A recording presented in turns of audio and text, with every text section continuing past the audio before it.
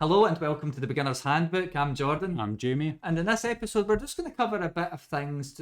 We've covered some of this in other episodes, but we wanted to just bring it into one episode, and that's tools for warning players in your games. What's that? Are we? Thanks for the heads up. Oh yeah, we're not getting a warning. You got your X card there. So it's basically just some of the tools. I mentioned one of them just now that you might want to use at your tables. We'll talk a wee bit about what they are, if you don't know what they are. If we use them, or have we played a game that did use them, just a few things that you might find useful if you're new to running games, for example, especially maybe things in a different genre that you don't tend to play. If it's something crime themed or horror themed and it's new to your players, some of this stuff is going to be great. Yeah, and some of it you might be sitting there and going, well, that's just common sense. Why wouldn't you do that? But sometimes, the problem with common sense going down that route is that sometimes it's not that common. So, there might be the odd thing that seems really obvious, but it'd be interesting to see how many people thought of some of the kind of simpler ones. Yeah, so I think with that then we'll start with just a couple of the questions that we normally ask you. So for players or GMs, is there any games that, or maybe themes or topics that you don't like to play in? So whether you're running that for people or you're playing that in somebody else's game, maybe they've got trigger warnings or something that give you a heads up of what you're about to play. Is there specific themes that you don't like to play in your games? And on the flip side of that, are there games that you like to run or play in that you do actually like? Some of the what things do you look for in your games? Because not everybody likes the same thing. A lot of the guys that I'll play with don't like big horror games, but they like horror in other games. Like I think sometimes horror's best done when it's not in a horror movie, for example. Sometimes they bring in scary elements in fun movies, and usually it's got a good kind of juxtaposition. I hope that's the right use of the word. I only read that today again. It's been a while since I used it. So, but is that a theme that you look for? Is it not? Whatever. So we're just curious to hear what you guys actually play or run. Yeah, and as well, like you as a GM, if you know that you're going to do something that's sensitive, just for picking that word out of the dictionary rather than juxtaposition, because I'm not that fancy. So I think I used it wrong. You're good. Yeah, so how do you actually let players know beforehand that there's going to be, whether it's content, a particular scene, theme, whatever, that's sensitive that your players maybe should have a heads up for? So how do you let them know? Do you let them know? Red that flag. Would be interesting as well. Red flag. That's a red flag. That's the next card. I don't care. But yeah, basically everything Jamie's just said there, because I mean the thing is, like, a lot of games that I'll play don't, like, a lot of players I've got, we've played a lot, and we'll talk about this in a minute, but we don't feel the need to use a lot of these tools. A lot of the stuff I'll speak about today, and me and Jamie will speak about today, is stuff actually I don't tend to use a lot of this. Well, it depends what's actually on my list. I need to check. I've not really checked the whole list yet, but certainly there are some of them that I don't use, and I just don't, neither myself or anyone that we play with actually feels the need to use them. We're all good pals, but it's still good to have it in your kind of arsenal of tools for your tool belt. So all right then, I think then the first main question is, some people who are maybe brand new to role-playing games, and they might just be thinking of high fantasy D&D, people jumping around and dancing and singing and shooting baddies with magic missile and just disappearing and getting away with money and loot and being heroes. That's all nice, but some people might not realise that there's also a lot of really brutal games out there that is the opposite. It's usually you that's getting slayed and not the other way about. So they might not know. Well, the big question, I suppose, is why would you even warn your players? So I think really the main thing for me is the themes. I would say probably the themes. I mean, the common ones would be if you're doing something quite violent or anything a bit risky. If it's like a Vampire the Masquerade, there's an innate bit, especially with vampires, a bit kind of, everything's a bit sexy, so that often might come up in games of vampire. So things like that. Breaking and entering. B&E, yeah, a lot of that. There's some really good vampire stuff and how they feed. There's even things in Vampire about how they feed and how it's a bit more malicious. You follow them, you stalk them, and all that. It's like, how do you stalk your prey? It's been a while since I looked at the book. But anyway, it's pretty. It's a cool way to build your character in your head. But when you actually come back, you go, "Oh, this kind of was a bit. That's a bit grim," you know. So, but anyway, the themes might be something that you might want to, especially if you've got really nasty themes of a game. If you're doing a theme-based game, maybe it's about loss. The game, then you know that might be something that clearly could kind of pull in the wrong heartstrings if somebody, you know what I'm talking about. Their gerbil died. Yeah, exactly. The loss. I mean, if you had, let's not go into that. But yeah, and the other thing would be, I would say, well, is actually, I suppose the specific content. I started bringing in like that thing about vampires and stalking and violence and stuff in games, but I suppose that's actually as well, that can be the actual content of the game. It's not just a theme, but actually the stuff that players are seeing, interacting with, maybe even doing themselves or having inflicted upon them. That stuff, anything I would say that, I would basically say if it's anything that you wouldn't be happy saying in public, then it's worth just being careful just before you start putting loads of detail into it. I think that probably covers everything else, but have you got anything to add to that? Yeah, pretty much. And as well, kind of touching on a wee bit of what I was saying earlier on, that some of the kind of tools you might be sitting there and going, well, that's really obvious. What's the point in even mentioning that? Just when you mentioned about vampire game, like me, like sitting here just now, it was only as you started going through that and kind of the detail of it that I kind of, like, the light bulb went on and I went, oh yeah, right enough. There is that kind of creepy stalking you thing that is in like 99% of vampire films, books, whatever. So playing a game like that, in my head, that wasn't there. It was just kind of, turn into a bat and flap about the place and stuff. That's where I was going with it. But it's only when you mentioned it I went, right enough. Yeah, it's not just the bitey bit, it's the kind of, well, the bitey bit is good too. How you feed is also featuring. Everybody that's played it knows exactly what I'm talking about. Yeah, but basically, if I was turning up to a game like that, I might have been caught out. Yeah, you might be caught out. Yeah, and that's as well. That's with us. We've talked about this before. If you've not seen the episode on sensitive subjects that we've got, it's live now, and it's definitely live. Sometimes we don't know which ones are live or not. Yeah, but... and even one of our first episodes that was out, which was romance, like that. Although that's back to that. Yeah. So although that's not necessarily a sensitive subject in the sense that, my character's married to so-and-so's character and there's two people that are married in real life that are at the table and blah, blah, blah. So there's a lot of stuff there that's okay, like PC, fair enough. But to then have that acted out in front of you is then when it flips and becomes something different. So again, you might not be expecting that kind of thing, and then just there it is. Surprise. But yeah, so that's basically, I would say, the two. It's really the themes and then the actual content that a player might experience in a game. Because some games go hardcore, man. And I've got players now, and they keep saying to me, you keep saying you've got these games, or they've seen them on a shelf, and they go, I want to play that one. This one's about literally body fluids, and that's it. Like, that's the whole game, and it's wild. Do you want to elaborate on that, or are you just I don't, because I don't know what will get flagged.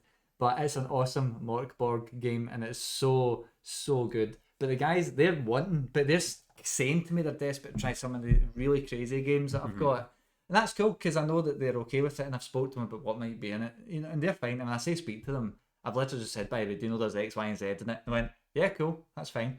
I just ran a game about evil bikers in a Call of Cthulhu game. It's done, I guess, I can't remember the guy's name, I think it's Kevin something. Anyway, it's the Grindhouse collection, just got volume 4, it's got evil bikers in it and stuff, and that game was wild fun. But I just checked with people because there is a few things in there, in the game itself mentions it, talking about World War II type stuff, and just to be sensitive about it, and they were down for it. So I think the content and the actual themes are stuff I would just flag up. There's some players, there's people I think I've spoke to them about and spoke about this, sorry, in the sensitive subjects episode, but there's people I know that would go to local comic shops and they would be saying stuff in public, and it's kind of like there is kids around here, guys, and I think we're playing like vampire-esque games, but a lot of kind of sexy stuff in it, and they're being pretty explicit. Nothing that bothers me, but I'm also conscious that there's people around that might be bothered by it, including kids who are sitting about, or maybe more accurately, their parents who will be mad that their kids are hearing some of the stuff that was going on. So I would just say, just be sensible. Have a think. If you're okay with it, that's fine. But try and think about if other people would think it's weird for me to say this in public. If the answer is yes, it's probably worth just thinking about what you've got. Yeah. So yeah, that's really it. So if you get any thoughts on the tools or any tools that maybe we use currently, if any, I already know the answer to this one. But just to maybe talk about our games a wee bit, just how it's come up in the past for us. So obviously I'll not talk about games that you run and things that, I'm not actually part of. I don't want to Uninvited. Yeah, basically that's what I was driving at with that. Still quite hurt about that. But anyway, so that's why we ended up with therapy TBH. session. Yeah. Yes. Oh, that's right. Yeah. There's something else you can watch if you have not seen it. Yeah. But yeah, so in our group that we're both in, we don't use anything at all that is a tool as such. The reason for that is that the group that we're in, we've known each other for a really, really long time. So, we've all been friends previous to doing different RPGs and things. So we all know each other well. So on top of that, you've also got the fact that as well as knowing each other well, everybody is pretty switched on. Nobody is like in conversations with each other. Nobody comes away with anything bonkers, for wanting a better way of describing it. Nobody comes away with anything that's garish, outlandish, whatever. It's all totally fine, totally normal. Everybody knows where everybody's boundaries are and how comfortable everybody is.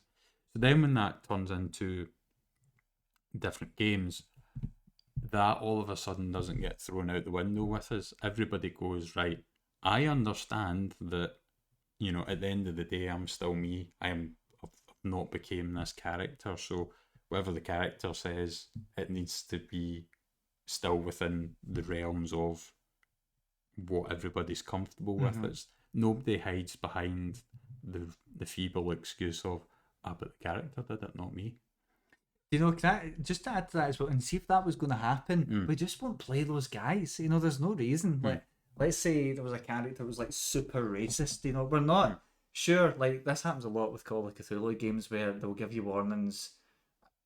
Yeah, because at the end of the day, it's because it's in in the 20s and all that. Yeah. And I'm kind of like, why did you stop doing stuff in the 20s? But anyway, so do it in the 60s instead. Oh no, wait. Oh, I know. But yeah, with our stuff, it's like, really, the worst offence that our group's ever had is playing like belligerent characters, like winding each other up and stuff. That's it. There's nothing that's been genuinely offensive, because what's the point? Anyway, but you were saying though with... Yeah, so again, because of that, like, the worst you'll get is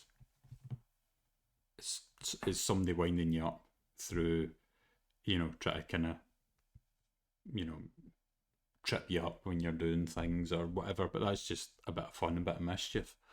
There's nothing that ever crosses a line, and that's why we don't need the tools, because we know each other so well. And sorry, the bit that I forgot is, before every game that we get, 9 times out of 10, we will get essentially a sales pitch for the game, and then everybody at that point then goes, yeah, okay, or no, or and that's how we kind of work through what we're going to do and what we're going to play. So our safety nets, if you like, are long time knowing each other. And then from that, you've got boundaries are well clear and known. You've also got everybody's sensible. Nobody is, malicious. Nobody, like the personality, as well as the fact that when you turn up to games or whatever, nobody's ever kind of pitched you one thing and then just threw you a curveball and hit you with something that's completely different from what you get sold. So everybody's honest, reliable at that point, and you also get, again, the sales pitch. So you can have a rough, either, depending on how it's done, sometimes we talk about it beforehand, sometimes you'll get a text through or whatever, and occasionally as well, we've even had PDFs and things as well through with lots of detail. Don't think we've had one of them for a wee while. Title and what the game system is. I'm sure that sounds good. Simple man. Yeah, I'll be honest, I skim it as well. But so it varies in what we get, but that's what it boils down to: long-standing relationships, trust, and the final thing that we get is a little sales pitch in whatever form. So you could argue that the little sales pitch at the start is a tool. I don't know if I'd 100% agree with that. I'll maybe come to that, 'cause I think that's something I maybe put down. I made a wee note of something, and you could double up a sales pitch up with something like that. So I'll come back to that one. Yeah, but so that's our crossover group, our main group. Yeah.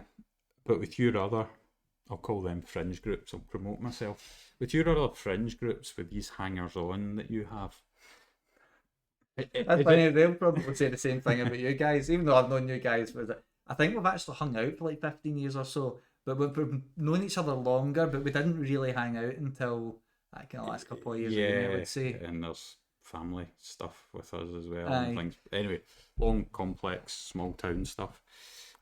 Even though we don't actually live in a small town, it's a pretty decent sized town. Yeah. Anyway, but with your other groups, how does that vary with ours? It's usually, I don't know. Usually I like to just chuck them in. The thing is, we're all crazy. Yeah, well, because the thing as well with Jordan is, depending on how long you've been listening and things, he has done games with random people in comic shops and I was going to say conferences, but not conferences. Conventions. Conventions, yeah, that's the word. So conventions. So again, two kind of totally different things, quite varied there. You've got other groups with, again, people that you've known for a while, but you've also got people you've known for a while that have brought other people in. So and I might not always know these other people. Yeah, so you've got a varied kind of amount. Sorry, not amount. You've got a varied situations, and every group that you've got is, to me, different enough from another group. So that's kind of. I think I'll probably just sum it. I mean, I tend to, and I'll come into this a bit more later on, I don't really give people a lot of sales. Even our games, I don't tend to give sales pitch. I think the Warhammer one was just, pretty much amnesiac, so go and make a guy that's in the Imperium, and that was it. I don't think I gave you as much, and probably the same for Alien, other than just, you're doing this. But I made a cool video, so I made up for it with that. Or a couple, and I forgot to play one of them. It took me 3 hours to make the two of them, and I only used one. I was like, Yeah, I think that's probably the most effort we've had in a game. I come from a techie kind of creative industry background originally, so that's why. But with the other guys, so I mean, things I know a lot of the groups I play with, I'll maybe start with them. I tend to I know them, I know what they like. I do like to try and push a wee bit to see how far people will go, but I usually do that in the form of decisions, see how crazy they'll do it. Because recently I did a Cthulhu game. Somebody was invited to I've met him once, which I forgot. It's been 2 or 3 years or something since I'd seen him. And this guy was a psycho in the game. He played a psycho, and once he get comfortable, he was just killing people, and it was vicious. And I was like, whoa! And it was meant to be a scary game, so it made sense in the context of things. But I could figure out just from just kind of keeping it high level, but sometimes dipping into where I needed to for that moment, either the scene or the area that the person was in. I tend to keep things kind of higher level in terms of the detail and let people fill it in or do it myself. But I know everybody, so I don't need to bother with all these tools. But with the newer people, generally, if I'm doing it con, or I don't do a lot of them, but certainly the comic shop, I would usually just tell people like what's in the game. Like I ran that bikers game from the Grindhouse collection, and I said, by the way, it does feature like Holocaust themed stuff. It's pretty all, and I said all of these games are intense, so like they're usually all super violent, you know. So, and I just give a quick rundown, but I know like even those guys, um, that I don't know it. It's just a quick thing like that's all I need to do. Because you can tell at the table who's engaging, and if people get a wee bit kind of uncomfortable, you'll see it at the table. You can just pull away. Like you don't. I don't tend to by default have like gory details like straight away. It's not like if it's vampire and there's some kind of creepily sexual scene. Like maybe the vampire feeds on people, but it has to be during simulated sex, which is one of the things in it. I'm not going to go straight into all the detail. You can talk around that without diving too deep. So, usually I just give people a head. So actually, all the groups, even the people I don't tend to know or know that well, sorry, usually just give a wee bit of a heads up. That's all. That's all I need. And then in the game, I can suss out how far people will go. Because usually, if people turn around and they come back with some absolutely barbaric suggestions, then you kind of know at least what their threshold is from that. But I suppose the risk with that style is there might be new people at the table who you don't really know, and they might not be comfortable. One player might be, and they might not be the other. But it's never been a problem so far, and certainly when it has got some of those examples when new people, like multiple new people, have been there, I've told people just to make sure, like usually at the start, I'll say it's fun, it's going to be scary, it's going to be violence in it, but let's just we won't dive too much into that. I kind of do that up front, especially if there's more than one new person, because you never know, you don't want to upset anybody. You're there for fun. I hope that answers your question. So Yeah, very much. here we go. That's it. So I think then with that, we'll just jump onto a couple of the tools that maybe you'll find useful yourself. We'll just start with maybe these first two then, because we've just mentioned them. Yeah. Mine's is really just a heads up at the table. That doesn't sound that complicated, but honestly, you'd be kind of shocked. I mean, even the games I've been in, I'm not really bothered by any type of content or theme, but there's stuff people come away with that have been running games that I was quite surprised they were doing, considering they didn't know any of us at the table. Although I knew some of the players, but they might not have. This happened at the comic shop. And I'm kind of thinking, I know they don't like that. So, I'm kind of like, and as a player, maybe because I've run a lot of games, I can direct it away or divert into a new thing as a player. But certainly the heads up at the start is something that I do a lot. So that's a discussion on the topics and the theme before the game starts. That's pretty much it. And in the case of the sales pitch, that you were talking about that our guys use, I think we could quite easily probably quite easily back that up with like just a couple of warnings, just to say what's going to be the content. The Grindhouse collection, all of them say explicit content like an old VHS videotape, but at the start of all the games it has like the 2 or 3 main, if you want to call it, triggers, like what's in it. So one might be needles, and one might be claustrophobia, and they'll have that at the start. So that's something that if you wanted something kind of more less about needing to sit and have this kind of more formal conversation, but you give out little notes about what game you're wanting to, like, here's a choice of games, pick one. You could just have at the bottom which ones those are. I think that's how you can maybe combine, because the sales pitch thing, it does work. Like, it helps us get involved, even if we just skim it. It helps us give an idea of what's getting played, but the wee notes might be useful if you're doing it for new, not notes, the wee kind of trigger bullets might be quite useful if you're running for completely new people. Yeah, and again, like Jordan saying, you don't need a full-on, PowerPoint presentation with what's about to happen or whatever. But again, just a couple of bullets that's going to have this. Fine, fair enough. Again, text, couple of things in it. Fine, fair enough. In conversation, doesn't need to be more than a 2-minute conversation. It doesn't need to be anything grand, but I would assume that for most people out there, they don't turn up to their table and the first time that they find out what they're playing is there on the night from you know, the person that's running the game, and that, you know, they take it from there. I would assume that most people get some form of heads up. So if you're giving people a heads up and you're discussing what it is that you're wanting to play anyway, then, you know, slip in Easy. what's going on there. It's happening anyway. May as well use the time effectively. Yeah, I mean, it's really, this doesn't, it maybe sounds stupid even going over some of this, but I think it's important to know, because some people do, like what I often do as well, especially if I've done kind of a more hardcore game. I've got some really bad ones there, and I cannot wait to do it with the guys. But while I know people are super wanting to do it, like they won't stop asking me about it. What I do sometimes, though, especially if there has been a game that's been particularly grim, for whatever reason that might be, I still maybe check in after the game as well. People might seem alright, but I usually maybe don't go as far as individually all the time, but I have done maybe with some things.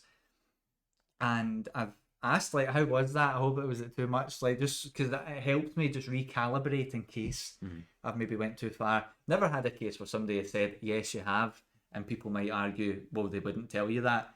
But while that might be true, someone would have told me that in the group if that was something that's ever happened. But then again, I've never got to a point where I felt like I've had to do that. I still might do it.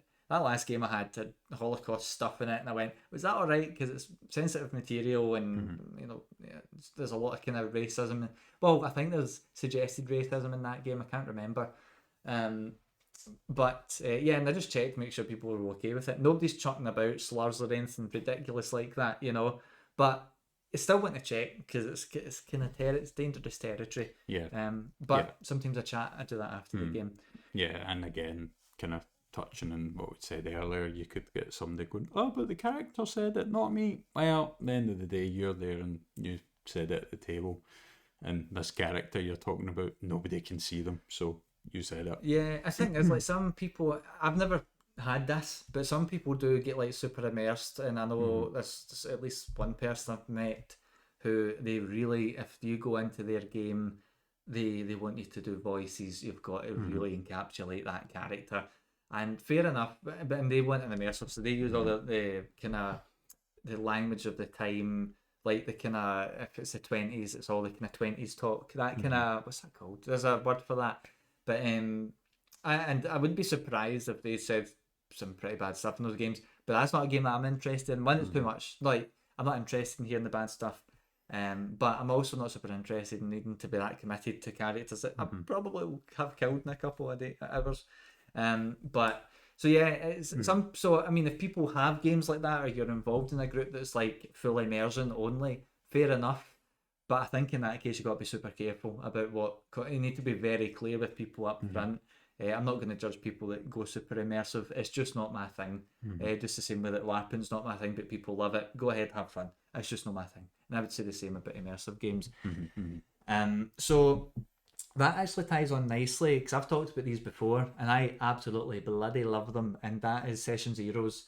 You can give people their warnings before the game, but your Session Zero making guys up can actually really help inform the themes of that game, the environment particularly. Every Mork board game I've done, which is a handful now, well, at least if it's with new people, I'm bringing pre-gens, but I'm also giving people the option to make characters. And that game is so grim and brutal that character creation, it's very much a book that a picture says 1,000 words, because I don't even think there is 1,000 words in that book, but it's full of amazing art, and it just it's dripping with atmosphere, and the character creation helps cover that too. It really gives you a feeling for the environment. It makes you feel dirty and useless and probably going to die, and that really helps inform people going into the game. I'll still give people a heads up that it's probably going to be a meat grinder, because you get 2 HP, and if you take 3 points of damage, you're dead. Like, you don't save, you just die. But that's where a Session Zero can actually be super useful, especially if you're doing something different from what your group normally does. Like I mentioned, let's say you normally do D&D, but want to delve into a horror game. Probably the best course is to put a bit of horror in a D&D game, put the theme in there in a game you're used to see how they play with it. But if you're doing a hard dive into a new theme that might be a bit risky, A session 0, a warning up front is good, but in a session 0 to make your guys and maybe talk about the game a bit might be useful. Won't take a whole night, so that's why I say session 0. Don't spend all night talking about what you're going to do in your game.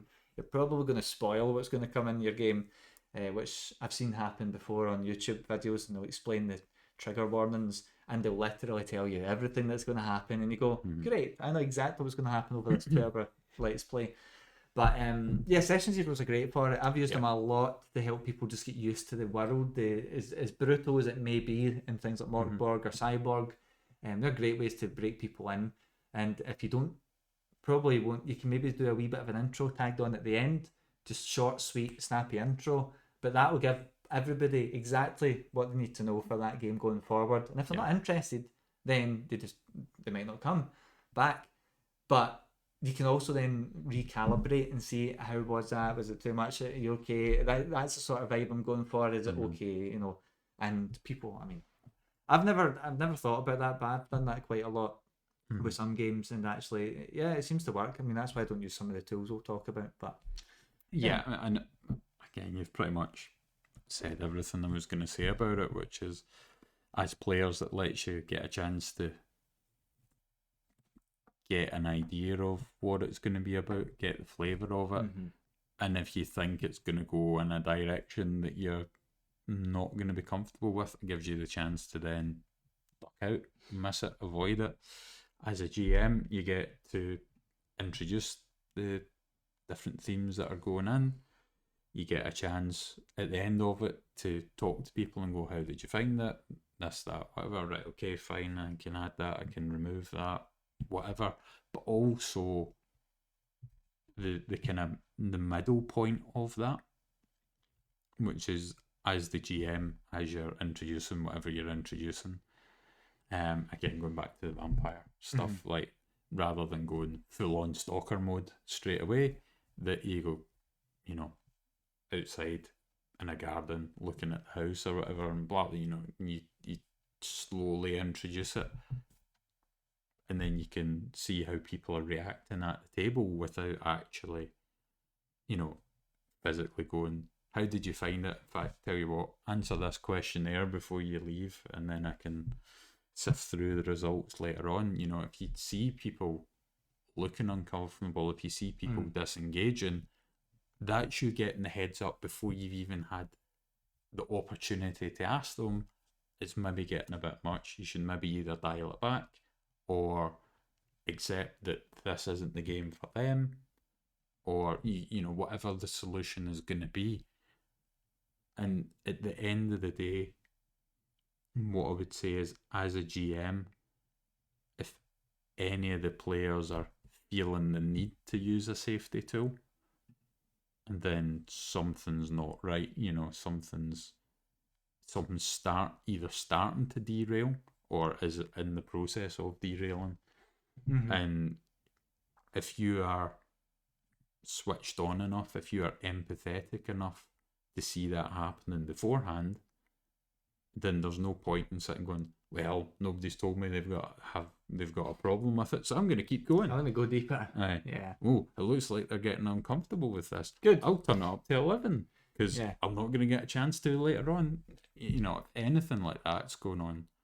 And again, as players as well, if you see anybody getting uncomfortable, then you've got a GM that's either unaware to, give them a bit of credit. They've maybe not realised that somebody's getting uncomfortable. It happens. That's why people have tools, but I've just not seen it happen yet. But anyway. Yeah, exactly. So you as a player, it's not like you're sitting going, I am a puppet in this play. I just need to sit and wait for my turn to do my thing, and that's it. If you see somebody getting uncomfortable, you can talk to them out with what's going on and ask them, are they okay?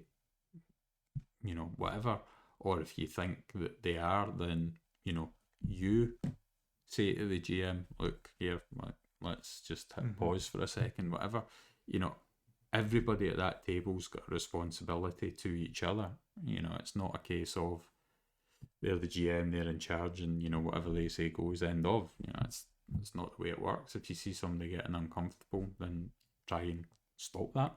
from happening in the first place. But if it gets to a point where, you know, the accidents happened and they're in the process of, again, getting uncomfortable, panicking, if it's some phobia they've got or, you know, whatever, then, you know, try and deal with the situation if you can.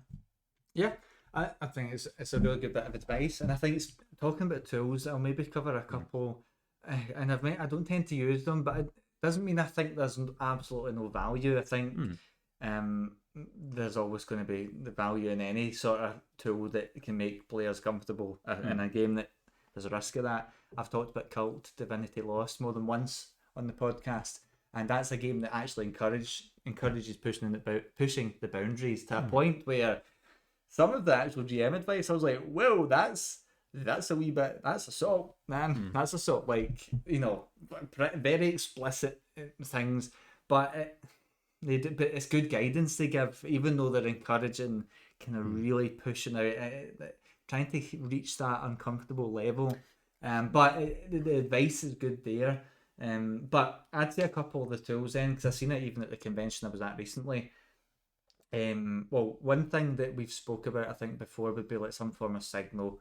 Maybe you just let somebody know. Maybe you just say like, I'm not comfortable with that. Just some form of a verbal signal people are going to be okay with it.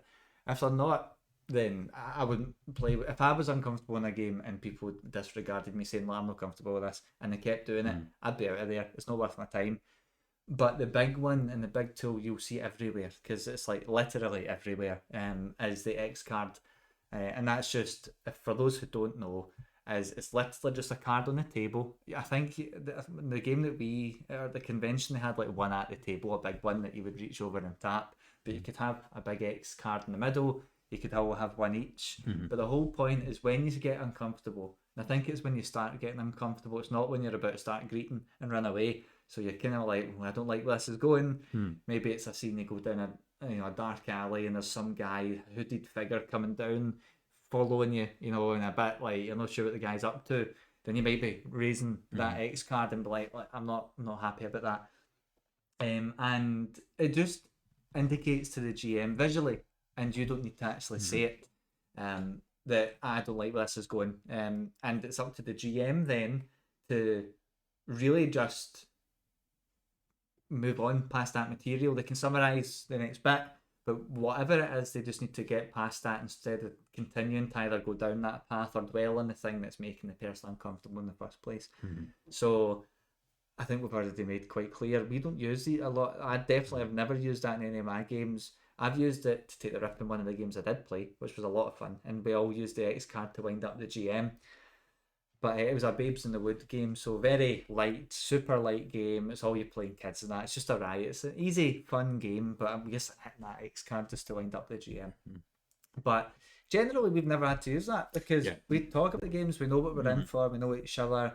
And on my side, with the other groups that I'll play or run for, it's the same thing. Like, we might not know all each other that well, but people give each other, you know, notice about what's coming up. We might not give away the spoilers, but we'll say it's going to be violent. You know, it's an alien game. It's going to feature gore. So, yeah, if you don't like it, you don't need to play it, or we can just not play it. You know. So we've never had to use the tool, and even in the convention games or the comic book shop games, never had to use an X card, because I've been super clear and very conscious of people at the table. I just keep it lighter, even if it's something a bit spooky. I'll kind of keep it up here, very high level, not too much detail, just enough to let them know what's happening without the gory details.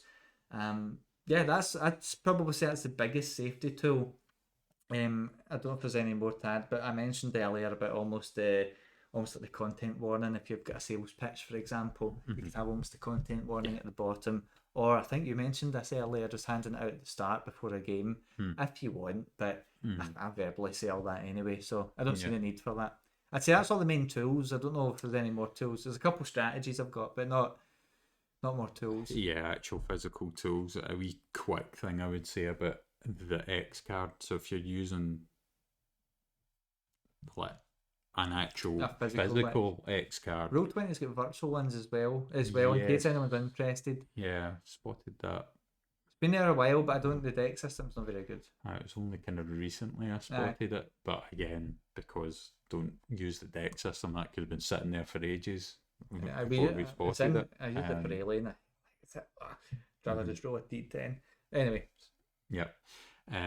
But make sure it's accessible. So if it's, the big one in the middle of the table, can everybody reach that? Yeah. Because simple. The thing is, if you've got somebody that's shy at the table, somebody that's a bit self-conscious or whatever, who has to reach across 2 or 3 people to do that, then are they going to do it? And to me, ultimately it depends on personalities and things at the table, but there will be situations where somebody's shyness and timidness is going to outweigh how uncomfortable they are, and they're going to sit and not do that because it's a bigger issue for them to reach across and do that. And as well, if somebody is in the process of getting uncomfortable, do you want to make that experience any worse or happen any longer by having something that's at the other end of the table? No, you don't. So make sure it's accessible. So whether it's a big one in the middle, evenly spaced, or whether it's lots of wee ones, or if somebody can't reach the X card for whatever reason because it's a wee one and it's getting passed about or whatever, have a hand signal. You know, that becomes the X card. Whatever. Something at you. I used a clown horn in one of my games, but that was to control. That was for rebuking players rather than like stopping anybody getting uncomfortable. Guys talking at the table. I don't mind it, but sometimes you're trying to speak to people and they can't hear you over 2 guys arguing about who's got a bigger sword, and I'm going, all right, okay, hold on. But that, anything that's a joke, but there is other creative ways that you could effectively have the same thing. Well, it wasn't really a joke because I did use it. Just means but just I'm just thinking about some of the other stuff that happened there and just try not laugh at the joke. But anyway. But yeah, so I mean that's really the main tools. I can't actually think of a lot more because I've never ever in the years that we've played games and the years that we've ran them, it's never ever been a problem, and I've played a lot of games online with people I don't know, like over Discord or Roll20.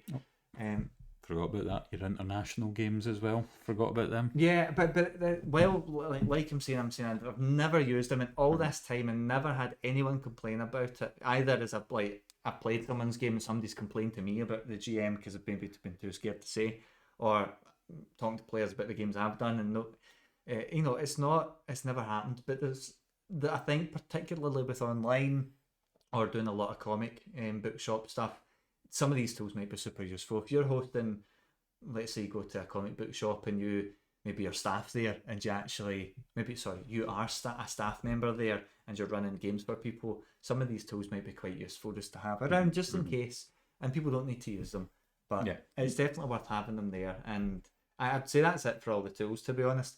Yeah, and again, at the end of the day, a tool is only useful if it's the right tool for the right job. Mm-hmm.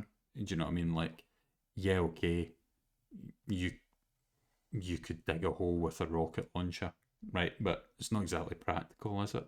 Mm-hmm. So going in the situation that if you've got like a comic shop, or if you've got a venue because you're doing an event, festival, whatever's going on, if you are trying to manage that entire room and like there's tables there and everybody's set up, everybody's playing, and then the table in the back left, the X card going up, 5 minutes later you see it going up, 5 minutes later you see it going up, and it's not the same person that keeps putting it up, it's bouncing about through the table, then at the end of the day you're responsible for everybody there because you've set that up, you're running that, you're the person who's done the event or whatever, it's your business that you're running, whatever.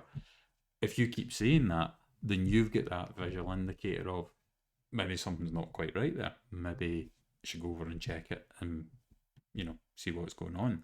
Whereas again, if it's a verbal signal or whatever, you don't have a clue, you don't know what's going on. At that point, if you're 40 feet away at the other side of the room.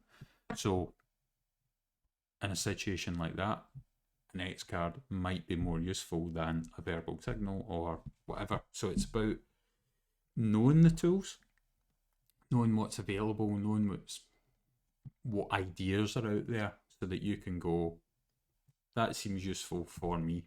Yeah, well, And we what kind of it is use that- this in my tool belt. Yeah, Yeah, exactly. simple. Yeah. Exactly. And again, we don't really use tools.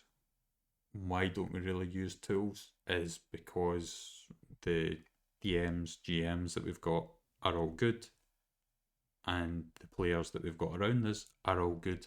Therefore, we have never had to use it. It's not that we've went, this is a complete waste of time, any of these. There's no point in using it. I'm not going to use it. I know them, you know them, everybody else that we know knows them. But nobody, fortunately and luckily, has ever had to pull them, ever had to use them. Yeah, I mean, that's it. I mean, what I've done as well in games as well, I mean, to maybe not have it drag on too long, is if you ever do see that X card fly up, what do? Well, you can just stop and move on. Or what I quite often do in games, especially if I'm getting bored of flaming describing what I'm running. Sometimes I get bored of my own flaming descriptions during games, so I like to do what I call the curtain, like closing the curtain on it. So just kind of let it go away. It's almost a misty veil it. It's like you only give a wee bit more detail before you fade on to something else. Just keep the thing moving. It helps with pacing as well, I suppose. Yeah. But ultimately, if you see that card coming up, it's up to you, the GM, to make sure either, or any sort of warning where somebody says, I don't like this, it's ultimately up to you to modify your content. You know, for even if it's just for that group, some players might have loved your horrible, brutal game, but some might prefer to have a bit more investigation and a bit less like horrible discoveries. So it's up to you to modify that content just appropriately. You don't need to scrap your game. Just change the level that maybe you go, like of detail that you go into. And that's it. It's not rocket science. But the more games you play, and particularly the more games you run, you'll just naturally get better at it. And I would say, just to wrap off, because that's all the tools and all the strategies and all the cool little bits we thought would be worth mentioning. But the big one is, if you're playing an online game, there's always that exit button that you could use. That will really make a statement if somebody offends you in a game. So if somebody says something brutal, there's no point in torturing yourself. This is actually up to the players as well. If something is making you really uncomfortable and your decisions, your kind of pleas for, like the pleas for you saying, please don't keep doing that, and they're getting ignored, do not waste your time in a game like that. You can close off that browser window. You can, if I don't know if it's in a comic shop, you could, if it's staff doing it, you could be complaining if you wanted about it. I don't know. But it's up to you as well. Like, if you're uncomfortable with a lot of stuff, be honest as well. If you see the trigger warnings and you're unsure, don't say nothing about it as a player. Like, do not put yourself in that spot, because you're going to make the game bad for you, and it's going to be bad for the GM, especially if it's a guy that's got 8 or 9 people around the table. It's going to be really hard to see you. If you're a player and you're worried about the content, make sure you use the tools given to you. If they're not there, or you're not sure that they're there, ask the GM if they'll be there. And if you're still unsure, talk to the GM about it, even if it's private, because we've said we talk to each other about stuff. That's fine. But let's say a new person was with us, they might not know us as well, might be a bit uncomfortable saying, I'm not sure about this subject. So, but just speak to them privately, because the chances are you're going to have somebody that's going to be, one, completely supportive of helping you out and clarifying or whatever. And if you're a player and you find resistance because you said, I don't like that theme, then it's not worth your time. That's what I would say. Because like, the GM puts a lot of prep into games, but you as a player are probably a busy person yourself. Don't waste your time with people who are not going to be respectful of any boundaries you might have. So that was the last thing. I never actually thought about that, but cause this is all tools, but certainly you do have autonomy as well over this decision. It's not all GM centric. I think it's mostly their responsibility. But like Jamie said earlier, if there's other players at the table seeing people get uncomfortable, let the GM know. But certainly for yourself, before a game even starts, if you get any concerns, bring it up. It might feel a bit picky. It's better to be picky than upset. So that's all I would say. Yeah, 100%. And kind of touching on the shutting the window if you're on a virtual tabletop or whatever. Turn off the computer. Yeah. I don't like this Throw it out the game. Just window. chuck it out the window. Yeah. Like, you can do all that, and you can close it and then go, oh no, connection issues, oh dear, how terrible, whatever. Like, you just hit the refresh button 2 or 3 times and shut it, whatever makes you feel Sounds like Jamie's done that before. No. Bizarre to say, but whatever makes you comfortable when you're feeling uncomfortable, if that's what you need to do, rather than just shutting the window and just leaving completely, fine, like, go for it, do it. Where that becomes difficult is if you're in person for whatever reason. But again, kind of appealing to the shy people out there, appealing to the timid people, if you are in that position where you're feeling uncomfortable and you feel it's beyond an X card or putting your hand up or talking about it or whatever, still walk. If you feel that way, still walk, because at the end of the day, it's a game. You're supposed to be there, you're supposed to be enjoying yourself. You're not supposed to be feeling uncomfortable, or again, we're talking about it, people being uncomfortable. Potentially this, depending on what the theme is, depending on what's actually happening at the table with interpersonal interactions, somebody might be feeling under threat with this. Mm-hmm. If, again, hopefully it's not as serious as that, but it can be anything from being innocuous to completely 100% serious here. So if you ever get towards that end of it and you're in that position, do it, walk away from it. There's no point in being there. And as well as that, you'll feel better not being there. And again, other people at the table should hopefully be realising what's going on before it even gets to that anyway. Yeah. And as well, if you are a player at that point, you see somebody just getting up and leaving, no explanation, whatever, then, at that point, you should be asking, right, okay, what's going on? Has it been too much? Or, should I go and check the person's okay or whatever? But at the end of the day, virtual, real, whatever, you don't need to be there. And again, if you're a bold person, then that's not going to bother you getting up and walking out, or that sort of thing. But if you are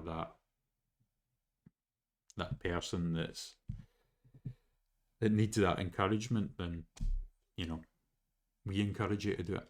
Yeah, I mean, I always talk about GMs and make sure your games are fun for players and stuff. I think it's important that GMs also have fun running their games, or there's no point in running them in the first place. And I say that as somebody who runs so many games that I get sick of running games sometimes, and I decided to stop running so many games because it was just a lot of games I was playing as well, so it was like a lot of times I felt like I was wasting a lot of time playing games I didn't want to play and stuff.